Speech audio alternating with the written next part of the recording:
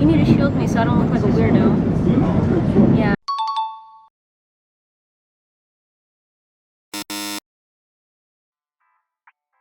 Hey guys, it's Tomatoda. Today, I wanted to show you guys a place in Korea, Seoul, Korea, that I personally call AliExpress in real life. It's called the 동대문종합시장, but Google Maps has it as Dongdaemun Market, which doesn't help because there's hundreds of different markets in Dongdaemun. My Naver map has it under Dongdaemun Shopping Complex Market, but I feel like these are all just bad generic names. This place was where I would get majority of my craft supplies when I was living in Seoul. But back then, I didn't know what AliExpress was. It wasn't until I moved back to America in 2017 and I was looking for specific crafting supplies online that I came across the AliExpress app. And when I was browsing through the app, I kept going, oh my gosh, I've seen that at Dongdaemun before. Oh my gosh, they sold that at Dongdaemun. Oh my gosh, I've bought that at Dongdaemun before. Like all of my Dongdaemun supplies were in this one app, thankfully. Cause I haven't been back to Korea since 2017. So this building is the easiest to reach if you get out of exit number 8 at the Dongdaemun subway station. It's right next to the JW Marriott Hotel, and our specific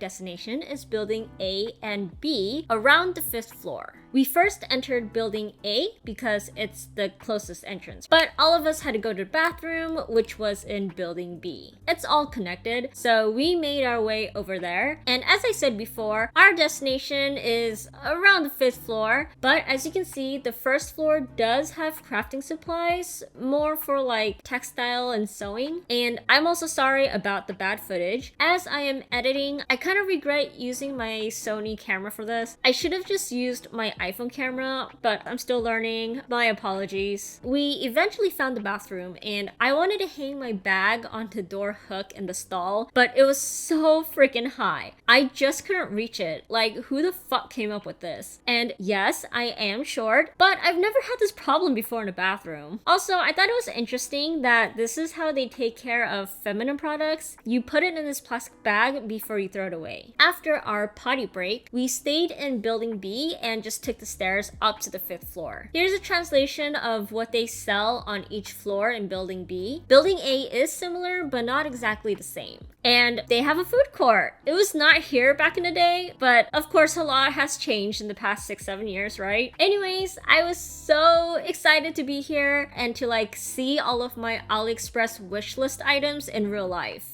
Of course, the same products here are going to be a little bit more expensive compared to AliExpress. These people are running a business for profit, you know? But I feel like majority of the products are still considerably cheap. Like, I'm pulling this example out of my ass, but if an item was 10 cents on AliExpress, it'll be like 30 to 50 cents here. Well, you know, places like Michael's Craft Store or Joann's Fabrics would be selling that shit for $5. So I feel like the markup in prices here are still reasonable. And if you think about it, you're paying just a little extra to get the product on the spot. You don't have to wait a month for shipping, and you get to see it in person to help decide if you really want it or not. Like, some of the things that suck about online shopping is that the products might not look the same as it did in the advertised photo, or the product arrives broken, sometimes missing. But since you're hand picking the items yourself, you don't have to deal with any of that. Also, for those of you who are constantly shopping online for craft supplies, let me know in the comments if you recognize any of these.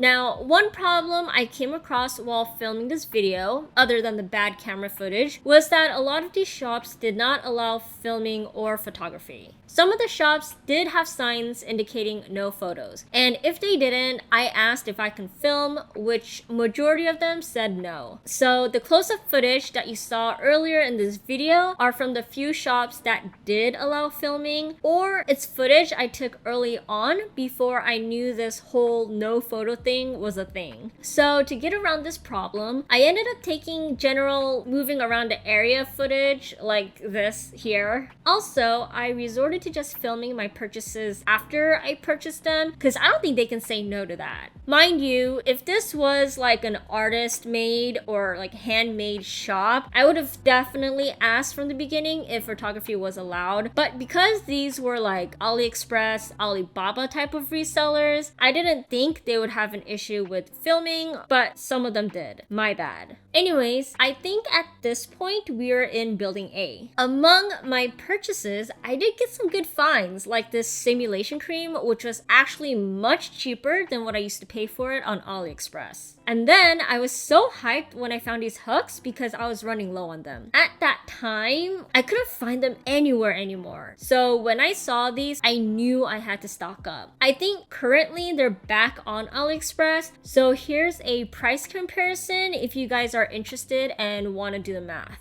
They closed out for the day like an artist alley booth.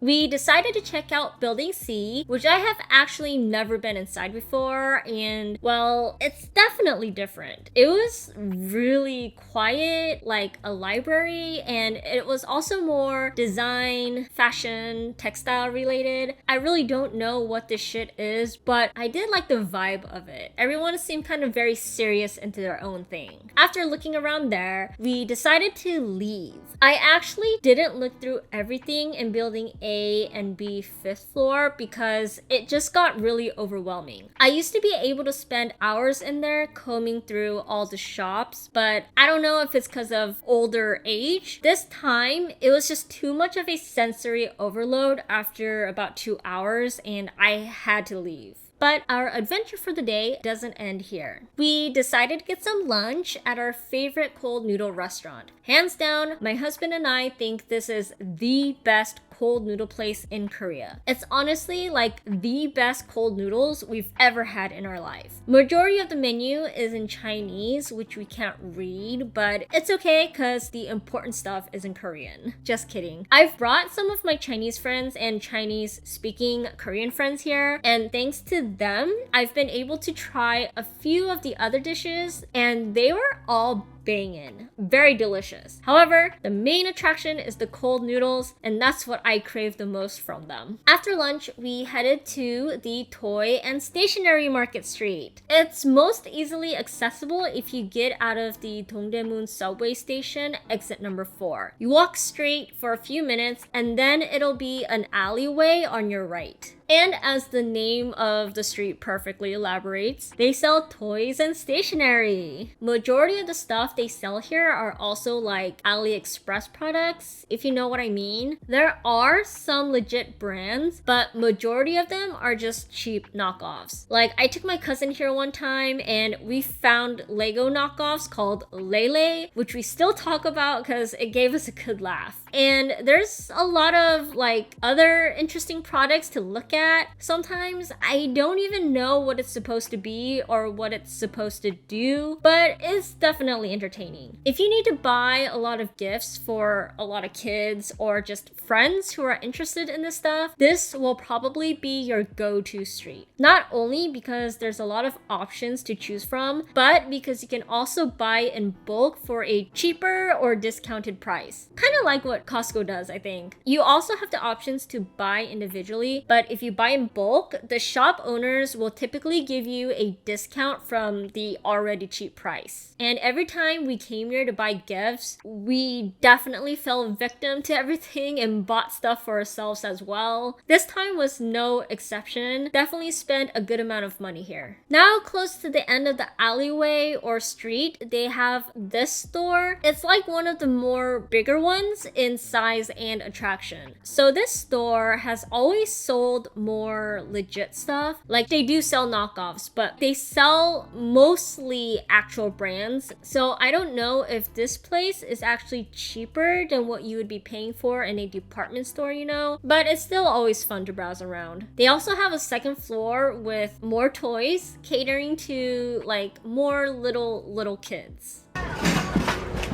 This one or this one? Wow, look at this. Even as an adult, it's hard to not buy everything. We wanted it all. But if I had kids, I'd be so scared to bring them here. I don't know if they're ever gonna want to come home. Anyways, that was it for the day's adventure. I was so glad that these places didn't fully shut down during the panorama. They're still going strong. And before this video ends, I want to show you guys a few other funny clips and pictures from our trip. Like this Pokemon origami paper. This brand of wheelchair called Karma. Like, what? It's kind of fucked up. This condom that says watery finger fit. Like, the names of all the other condoms make sense, but this one is definitely something. This brand called Kangol, born British, raised on the streets of New York, with a kangaroo logo. Anything more? No more pizza. Proceeds to sell pizza.